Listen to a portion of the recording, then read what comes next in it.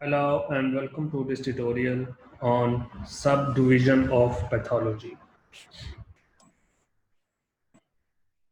In previous lectures, we have discussed general principle of disease such as cause of disease, how the disease occur, and what are the structural and functional changes. Before starting this lecture, we must know what is the difference between cell, tissues, organ, organ system, and organisms.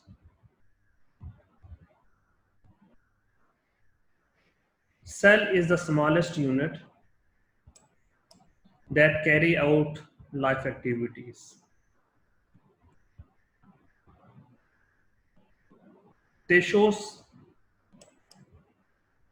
are the group of cells working together to perform the specific jobs, whereas organ are the group of tissues working together to perform a specific job.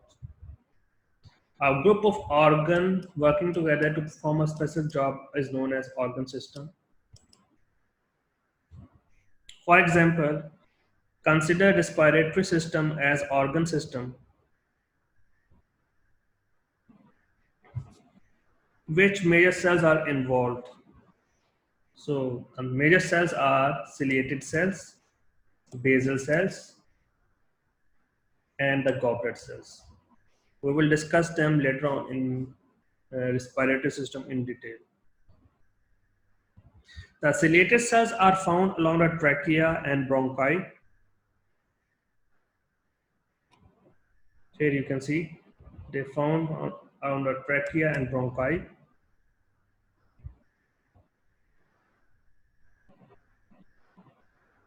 The ciliated cells are column shaped and have cilia on their edges.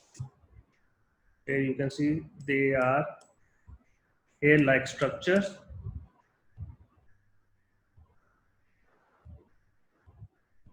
The cilia move in a rhythmic motion that helps to keep the airway clean. Then the basal cells of the respiratory epithelium, if you see, these are the basal cells.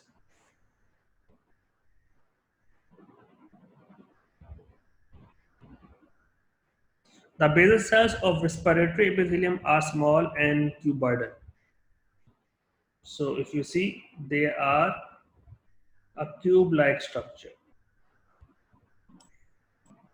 That is why they term as cuboidal, having rectangular in shape.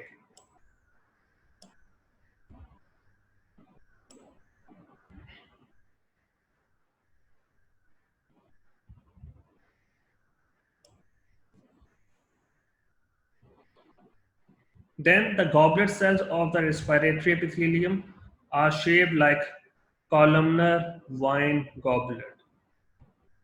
They secrete mucus in order to trap debris and pathogens. In this way, goblet cell helps to keep the respiratory system healthy. So you can see these are the round goblet cells, and they are responsible for secreting mucus. If you see in this picture also,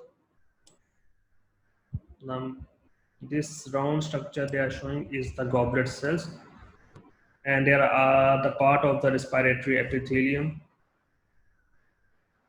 and they are also known as columnar wine goblet. Why? Because they look like the structure look like a wine glass or columnar wine in structure.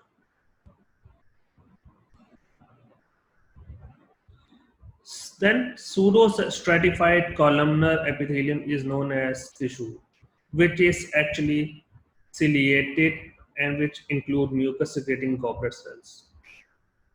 Then our respiratory system also consists of alveolar valve, which is a site of exchange between blood and air. So this is the endothelial cells, and this is the site where air exchange will be occur. We can say that alveolar sac here alveolar space.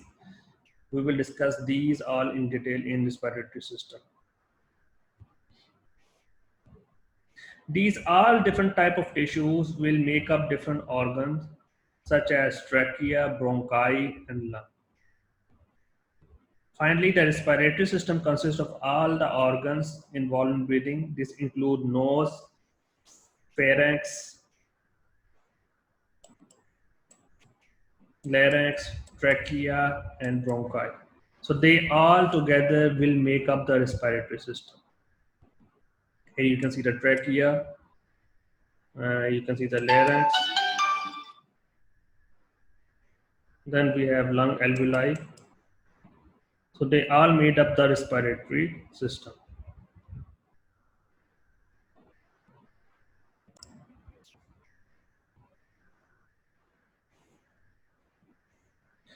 When we talk about organism, then it can be made up of one cell, such as bacteria and fungi, or many organ systems like respiratory system, digestive system, and they all make together the human.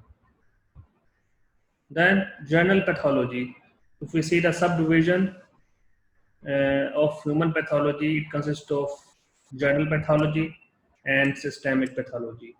General pathology dealing with the general principle of disease, such as etiology, pathogenesis, pathophysiology, or general mechanism. Whereas systemic pathology deal with the disease pertaining to specific organ or body system, such as respiratory system, digestive system, nervous system, reproductive system.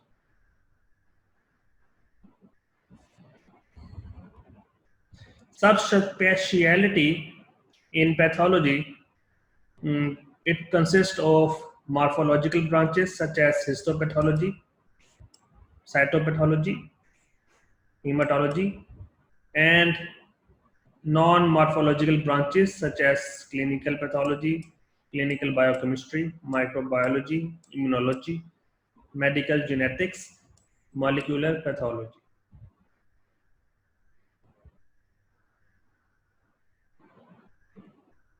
Let's discuss the main domains which we will discuss is histopathology, hematology, clinical pathology. Histopathology. It is known as the study of disease in tissue section. It is also known by other common names such as anatomic pathology, pathologic anatomy, morbid anatomy, or tissue pathology. The study includes structural changes observed by the naked eye examination, referred to as gross changes or macroscopic changes, and the changes detected by microscope, which may be further supported by numerous special staining methods such as histochemistry and immunohistochemistry to arrive at most accurate diagnosis we can call as microscopic changes. For example, hematoxylin precisely stain nuclear components including heterochromatin and nucleoli, while eosin will stain cytoplasmic components including collagen, elastic fibers, muscle fibers, and red blood cells. If we see what is histopathology, it is known as the Greek word. Histo means tissues, pathos means disease, as we discuss the same term in context of pathology. Microscopic examination of tissues is done by histopathology to study the manifestation of disease, and histopathology refers to the examination of biopsy or surgical specimen by pathologists after the specimen has been processed. Hematology. It is known as the branch of medicine involving study and treatment of blood. What are the major diagnostic tests that hematologists will perform? The answer is a complete CBC count, which is known as complete blood count, such as white blood cell count, red blood cell count, platelets, hemoglobin concentration, differential white blood count, and Hematocrit red blood cell volume, which is used to diagnose blood disorders such as anemia, which is a condition where your blood does not have enough red blood cells. Then we have clinical pathology, which is known as the branch of pathology dealing with the study of disease